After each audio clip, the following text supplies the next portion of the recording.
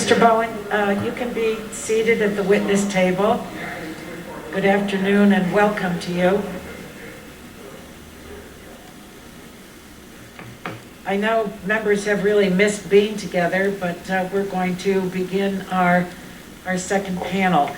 I want to introduce Mr. Mike Bowen. Mr. Bowen is the Executive Vice President of Prestige AMERITECH, which is America's largest domestic surgical mask maker. I want to thank you, Mr. Bowen, for flying from Texas to be with us today. Your story is a very powerful one. And to my colleagues, Mr. Bowen has been, I think really, he wins an award for tenacity, because over 3 presidential administrations, he's been banging on the door, warning, asking for, pointing out that America has a dangerous dependence on foreign countries for products that we need here at home. So this is very important testimony, and we welcome you. We thank you for traveling to be with us today with all the extenuating circumstances to travel, and we're very grateful to you. So you are now recognized for your statement, and then we will, and then you will hear from the members, and I'm sure both your statement will provoke questions, and that you'll get good ones from both sides of the aisle. I should add something here, and that is this issue of our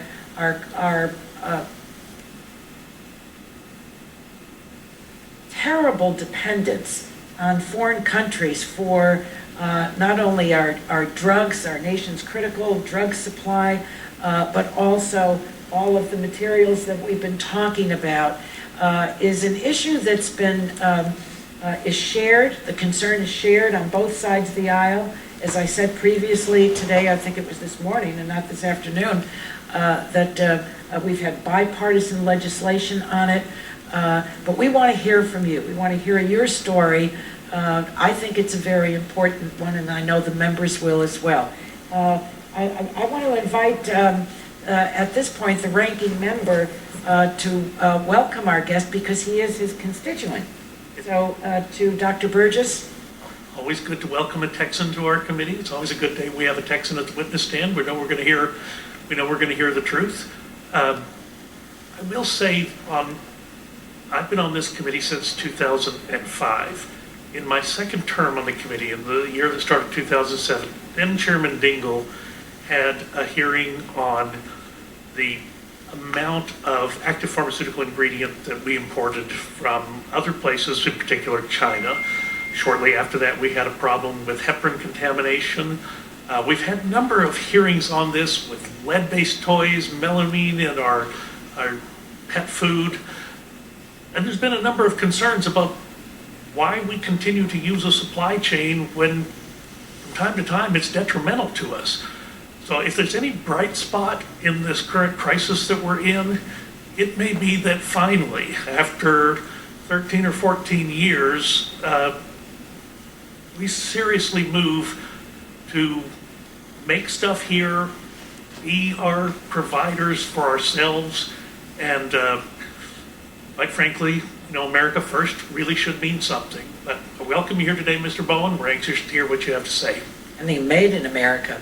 Anyway, welcome, Mr. Bowen, and it is you have the floor now. You have 5 minutes for your testimony. If you want to place your statement in the record and just speak or read, it's up to you. But welcome, and thank you for joining us today. It's already afternoon. You need to turn your microphone on.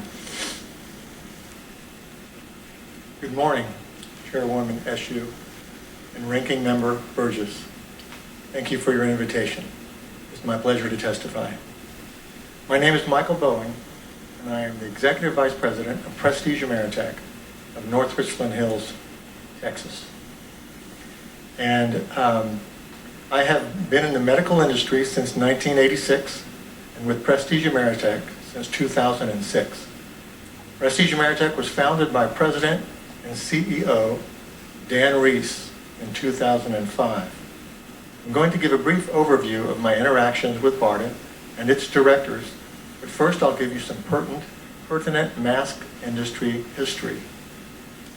Until 2004, 90% of all surgical masks worn, and I'm including surgical respirators, were domestically made. That year, or around that year, all of the major domestic mask sellers switched from selling domestically made masks to selling imported masks. Prestige Ameritech, was founded in 2005, recognized this as a security issue in 2006. We thought that once America's hospitals learned that their mask supplies were subject to diversion by foreign governments during pandemics, they would switch back to US-made masks. We were wrong. In November of 2007, we received a phone call from BARDA asking for a tour of our mask factory. BARDA was acting on George W. Bush's Presidential Directive 21, the purpose of which was to review America's disaster plan. Brenda Hayden with BARDA gave a presentation which showed that BARDA was concerned about the foreign-controlled mask supply. We were thrilled that BARDA had discovered the issue until Brenda said that BARDA was only charged with studying the problem. We were disappointed, but we took consolation in the fact that finally a federal agency knew that the mask supply was in danger. We were very happy to have an ally. 2 years later, I received a call from Brenda Hayden. She started the conversation by saying, "We have a situation." Her serious tone caused me to ask her if she was talking about a pandemic, and she said yes. She asked if we could ramp up production, and I said yes. We built more machines, bought an abandoned Kimberly-Clark mask factory, tripled our workforce. America's hospitals needed us, and we rose to the occasion. We told them about the high cost of ramping up, and they said they would stay with us. Unfortunately, most returned to buying cheaper foreign-made masks when they became available. The company survived by laying off the 150 people who helped save the U.S. mask supply, by taking pay cuts, and by taking on more investors. The H1N1 pandemic, this is 2009, 2010, wasn't severe enough to cause the foreign health officials to cut off mask shipments to America, so our predictions didn't come true yet. In a weakened state but undaunted, Prestige Ameritech continued saying that the U.S. mask supply was headed for failure. We just didn't know when. In 2004, to give my security story more issue, I formed the Secure Mask Supply Association. You can find it at securemasksupply.org. Paraphrasing Ben Franklin, I told 3 competing domestic mask makers that if we didn't hang together, we would hang separately, as China was poised to put all of us out of business and put the country at even greater risk. Crosstex, Gerson, and Medicom, all with domestic mask-making factories, agreed and joined the SMSA. Unfortunately, the Secure Mask Supply Association's warnings were also unheeded. During my quest to secure the U.S. mask supply, I had the privilege of working with 3 BARDA directors, Dr. Robin Robinson, Dr. Richard Hatchett, and Dr. Rick Bright. They were helpful, and they encouraged me to continue warning people about the mask supply. I'll say a little bit more about that. After years of doing this, I quit many times, and the only reason I kept doing it is because of the directors of BARDA. They would encourage me and ask me not to quit. They said that they would express their concerns about the mask supply to anyone that I could get to call them, anyone except reporters. They weren't allowed to talk to reporters, which was very frustrating to me. They also weren't allowed to endorse the Secure Mask Supply Association. Dr. Robinson was going to do so until HHS attorneys told him that it could cost him his job. He called me personally on vacation to tell me that. I can confirm that the emails in Dr. Wright's complaint are mine. They are merely the latest of 13 years of emails I sent to BARDA in an effort to get HHS to understand that the U.S. mask supply was destined for failure. Robinson, Hatchett, and Bright all wanted to remedy the problem. In my opinion, they didn't have enough authority.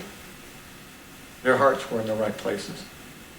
America was told after 9/11 that governmental silos had been torn down so that different federal agencies could work together for national securities. But I didn't see any of that. The DOD, the VA, the CDC, and HHS could have worked together to secure America's mask supply. I had suggested this to BARDA and to the CDC on several occasions. I will be happy to answer any questions that you have about Prestige Ameritech, the U.S. mask supply, or my interactions with BARDA, the CDC, or Rick Bright. And again, it's my pleasure to be here. Thank you. Thank you very much, Mr. Bowen, again for traveling across the country to be with us and for your testimony. We'll now move to member questions, and I'll recognize myself for 5 minutes. You were already touched on your acknowledgement of your emails or description about your actions that were in Dr. Bright's complaint, so I'll move past that. To the best of your knowledge, is the section of Dr. Bright's complaint about the mask supply accurate? Yes. Should HHS and the administration have been able to foresee, in your view, the mask shortages caused by the pandemic? Yes. How many of your mask lines are not activated right now? 4. 4. My goodness. And as we have a run on supplies, you have 4 lines that could be working and manufacturing high-grade masks for those that need them in our country. Yes, but not like turning on a light switch. It's a very large project. And just spend a moment to tell us what it takes to bring those up. Well, the machines were built. If you were to receive orders now to activate those lines, explain that to us. And how many more masks could you be manufacturing right now? We could be making about 7 million N95 respirators a month. However, again, Did you say a month? it's, yes, a month. So say that again, the number of masks? 7 million N95 respirators per month.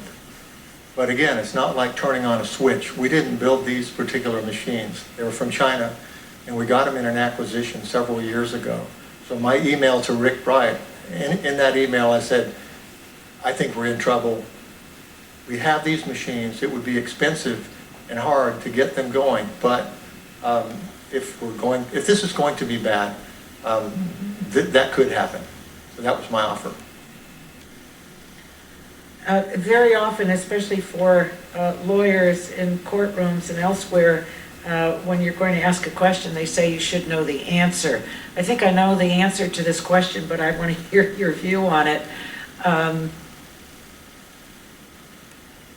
We've allowed this supply, this very important supply of protective articles to other countries. Do you believe it's because of saving nickels, dimes, and quarters?